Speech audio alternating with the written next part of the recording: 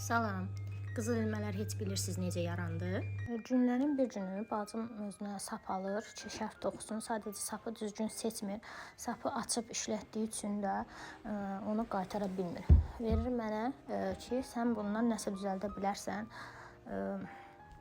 Mən də fikirləşdim bundan nə düzəltmək olar, çünki sap çox qalın idi. Və fikirləşdiyim müddətdə qarşıma oyuncaqlar çıxdı, toxunma amigurumi və qərara gəldim ki, bundan oyuncaq düzəldəcəm. O zaman amigurumi toxuma qaydalarını bilmirdim, yəni sxemləri bilmirdim. YouTube-da araşdırdım və əslində sxemi çox rahat və sadə olduğunu öyrəndim. Başladım işə. İlk oyuncağımı sizə story-də paylaşacağam. Və hamı tərəfindən oyuncaq çox bəyənildi. Düzdür, o vaxt üçün səliqəsiz əl işi idi, amma mənim ilk əl işim mənim üçün çox dəyərli idi.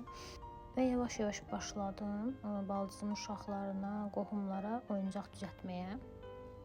Tez-tez amigurumi səhifələri çıxdığı üçün niyə mən də açmayım deyə düşündüm və artıq qərara gəldim ki, bu səhifəni açım. Sadəcə çox qərarsız qalmışdım ki, bacararamı, alınarmı deyə, amma risk eləməyə dəyər deyə düşündüm. Bu yolda da mənə ən çox yoldaşım dəstək olurdu ki, alınar, alınmaz, bir sınaqda edirsən.